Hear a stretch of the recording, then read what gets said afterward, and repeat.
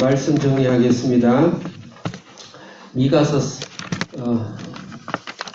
4장, 미가서 1장부터 3장까지는 하나님과의 언약이 인간이 언약을 깨지고 부정부패하고 심지어는 지도자들까지 부패하는, 특히 남의 것을 강탈하고 남의 것을 빼앗고 그렇게 함으로써 하는 그런 정의와 공의가 무너진 그런 사회. 성경에는 세 가지 큰 대화, 큰 강이 흐르고 있는데, 한강과 낙동강과 성전강이 흐르듯이 예수 그리스도로 절대 구속된다. 그 예수 그리스도에 대한 구속이, 그래서 구속사라 그래요. 그 강이 사실 처음부터 끝까지예요. 그것과 함께 반드시 뼈다귀에서는 살이 있고 피부가 있듯이 반드시 두 개의 강이 더 있는데, 그것은 도덕법이라고 합니다. 다른 말로 양심법이라고 그래요. 사도 바울도 양심을 엄청나게 강조했어요. 양심의 변화, 다시 말해서 도덕의 변화, 삶의 변화, 변화 없이, 변화 없는 것은 신앙이 잘못된 것이죠. 그 다음 세 번째로, 그동안 기독교가 많이 잊고 흘렀다고도 볼 수 있는데, 시민법, 이 세상 사람과 이 땅에서 물질적으로, 사회적으로, 또 법적으로 억울하게 하지 않냐고, 서로 사랑을 영적인 것도 아니고 육적인 것을 나누는 그런 사람으로 우리가 이 땅을 살아가야 되는데, 그 부분에서 기독교가 많이 약하고, 아모스는 그 부분에서 통렬하게 비판하면서 더 이상 하나님으로서 그 마음을 표현할 길이 없을 정도의 표현, 살인의 은혜법을 쓰면서, 내가 가족을 그렇게 가냐? 살을 이렇게 다 돌려서 살을 다 삶아먹냐? 뼈까지 내서 곰탕을 해먹냐? 참, 하나님으로서 인간에게 할 말이 아니죠. 그렇게 마음이 아픈 거예요. 그래서 그렇게 그것을 잊어버린 이 세상 사람. 그래서 우리가 이 땅에서 열심히 살아야 된다. 근데 왜 열심히 살아야 되는가? 더 중요하고, 또 왜 열심히 안 살면 안 되는지도 중요하다. 그런 것을 이야기했고, 오늘 4장은 그렇지만 그것을 해결하시는, 해결점을 4장, 5장을 말씀하셔 회복하신다. 우리가 눈치껏 알잖아. 성경 전체는 예수님이 오셔서 이 세상에 평화의 왕으로 오시고, 영적으로, 물질적으로, 또 질병적으로, 그 다음에 이 세상에 우리가 살아가는 교회, 다시 말해서 교회 하나님 나라적으로 회복하는 말씀입니다. 1절 크게 읽겠습니다. 시작.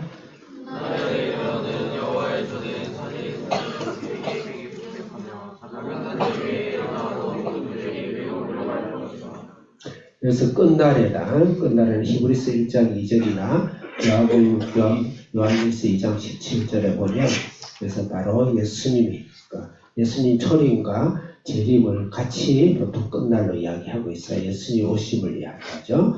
하나님께서 예수님이 오셔서 인류는 구원 받을 수가 없어요. 아무리 율법이 있고 과거에 하나님 애국을 통과하고 가나안을 들어갔다 하지만 그 자체는 구원받는 게 아니에요.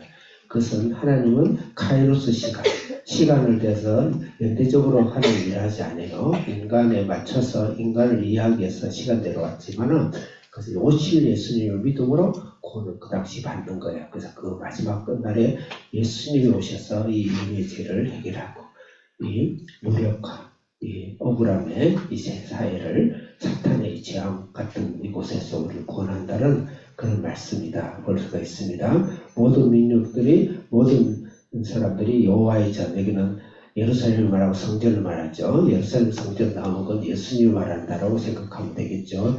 2절 크게 읽겠습니다. 시작. 사람들이 분명히 이르기를, 오라, 우리가 여호와의 산에 올라가서 여호와 하나님의 전에 이르자. 그가 그의 돌을 가지고 우리에게 가르치실 것이라. 우리가 그의 명령에 하리니 우리 너희 시온에서 떠날 것이요 여호와의 말씀이 예루살렘에서 나올 것이라. 아멘. 여기서 이방 사람들이 여호와의 산에 오를 것이다. 그래서 이방의 구원이죠. 예수님을 통해서 예수님은 유대인이 하나님이 아니에요. 처음부터 그랬어요. 창세기부터 그랬어요. 착각하지 마라. 이방의 모든 이스라엘 사람이 그 예수님을 통해서 구원을 받는다. 그 다음에 돌을 가지고, 그 다음에 그 길을 가라. 이 도와 길은 아까도 말씀드렸다시피 구속사, 예수 그리스도 십자가로 주님 구원받는 것. 그 후에는 인류는 구원할 길이 없습니다. 두 번째 구원받고 난 이후에 양심법, 도덕법, 성화법이라고 그러죠. 그 법을 도와 길로 보고 세 번째로는 그뿐만 말로만 편안하라, 말로만 따뜻해라, 말로만 배부라 그러지 마라. 이 땅에서 우리가 사회적 사명을 진짜 다 해야 됩니다. 다 해야지고 이 세상이 가르치는 게 아닌 성경적인 경제관을 가지고 우리가 이 세상에 이 나라를 우리가 뒤집을 수는 없어요. 교회가 그걸 위해서 기도하고 또 우리가 있는 이 나라에 하나님이 복음을 위해서 이 일반적인 정치나 일반적인 사회나 일반적인 제도에도 그 일이 일어나도록 그렇게 해야 되겠죠. 그래서 사실은 거기 토지공 개념 요새 굉장히 유행인데 토지공 개념은 성경적이지 않습니다. 더 정확한 말은 성경적 토지제도예요. 성경적 토지제도를 야당이고 저당이고 간에 다 그 이용해 먹는 놈들이 공산적으로 이용해 먹는 놈들이에요. 그거는 성경 토지공 개념 잘못된 거예요. 내가 봤을 때는 더 정확한 게 성경적 토지제도가 있어요. 그거 다 카피한 거예요. 카피. 3절 읽읍시다. 시작. 그 사람은 민족들 사이에 말씀하시며 먹고 가만히 건강하게 하시니 우리가 나를 쳐서 수령을 내고 상에 쳐서 상을 것이며 나라와 나라와 자신의 나라에 놓고서지 아니하며 자신의 전쟁을 하지 아니하고. 여기서 전쟁과 칼과 창으로 낫을 만든다. 그래서 이게 사실 전쟁이 없는 평화의 왕을 말하죠. 그리고 오늘날에 그러면 전쟁을 하지 말아야 되는가? 그래서 굉장히 전쟁을 부인하는 그래서 총칼을 들지 않고 군대 모집을 안 가는 이상한 이단도 있고 한데 물론 그 본인이 양식껏 결정할 문제이긴 해요. 그렇지만 성경에서 전쟁을 완전 부인한 건 아니에요. 정당한 정당방위는 성숙한 방법이 아니라도 하나님께서 허용하신 거예요. 우리나라를 약탈하여서 여기에서 총기로 온다. 그러면 나라를 위해서 우리도 국가의 무릎이 있고 국가에서 강제한다면 우리도 총기로 싸워야 된다는 것이죠. 그런 자기 방어적인 그 전쟁은 지역적으로 있을 수 있고 예수님도 로마의 권세에 순종하라. 그래서 로마는 전부 군인 전쟁의 나라예요. 근데 그 권세에 순종해라. 그 말은 전쟁을 사모하라는 것이 아니고 그런 방어적인 게 있어요. 그 다음에 백부장을 칭찬한다고. 전쟁 대장을 칭찬해요. 그 다음에 거기 로마인들에게 군인 옷을 벗어라 그렇게 한 적이 없어요. 그 말은 예수님 전쟁을 선호한다는 것이 아니고 전쟁이든 혹시 우리가 극단적으로 잘못 생각하는 것은 아니다. 중요한 것에서 칼과 창이라는 것은 우리가 이 세상에 사랑이 없이 폭력하고 남의 것을 뺏고 그런 것은 하나님 예수님이 아니고 그건 하나님 나라가 아니고 교회가 할 일이 아니죠. 교회가 할 일이 아니다. 그렇게 생각할 수 있고 그렇지만 전 세계 기독교의 중세가 다 교회에 천합하다 해서 거기서 식민지를 살아서 약탈 전쟁을 해서 온데 인도 여기 아시아 그 남미가 전부 다 식민지죠. 진짜 하나님 앞에 눈물 나요. 눈물 나요. 십자군 전쟁부터 시작했어. 참 교회가 웃기지도 않아요. 그거 말하는 거예요. 하나님 너희들이 주님이 그 말씀을 반드시 들어야 된다. 그 다음에 4절 읽읍시다. 시작. 사람이 자기 포도나무 아래와 자기 무화과나무 아래에 있는 것이다. 그들을 저렇게 할 자가 없으니 너희는 내 여호와의 입이 같이 말씀하셨습니다. 포도나무와 자기 무화과는 자기 땅을 빼앗기지 않아. 성경적인 토지제도였어요. 토지를 빼앗아버리면 처음엔 돈 많이 주고 자유로운 줄 같죠.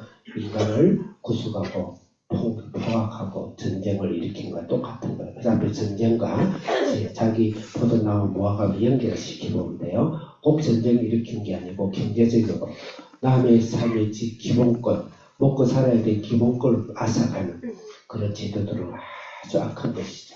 그래서 오늘날 자유시장 경제제도의 단점이 바로 그것에 있어요. 하나님 원하는 제도는 아니에요. 하나님이 원하는 제도는 아니지만 인간 안에서 그래도 최선이긴 한데 하나님 말씀이 더 따라가야 된다. 이런 필요가 있는 것이죠. 자 이제 6절 읽겠습니다. 6절 시작. 여호와께서 말씀하시되 그날에는 내가 푸른 달을 보며 그는 너와 예, 그래서 전체 연결해서 8절까지 다 연결한 말씀이고 마지막으로 9절부터 13절 읽겠습니다. 9절 시작.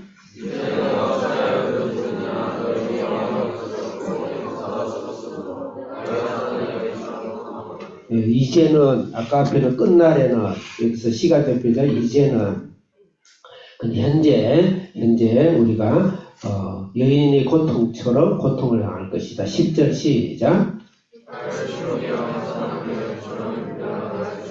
네, 거기까지 해산의 고통을 받을 것이다. 그 다음에 또 바벨론으로 끌려가서 거기서 구원을 얻을 것이다. 그 다음에 11절 읽겠습니다. 크게 시작.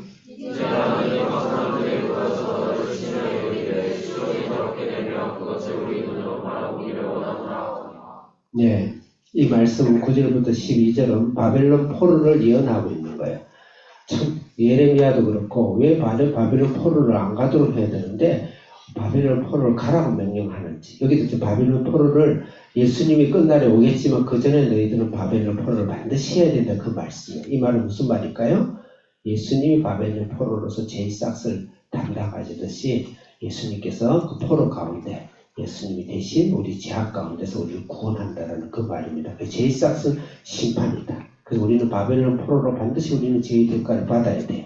그런데 하나님께서 예수님께서 그 바벨론 포로를 심판을 대신 받으신다. 그런 의미예요. 그 반드시 우리가 예수님 구원받음으로 내 죄값이 면제된 게 아니에요. 나는 죄값을 치렀어요. 바벨론 포로의 죄값을 치렀다니까. 누가요? 예수님께 대신 치러주셨다. 마지막으로 13절 크게 읽고 마치겠습니다. 시작.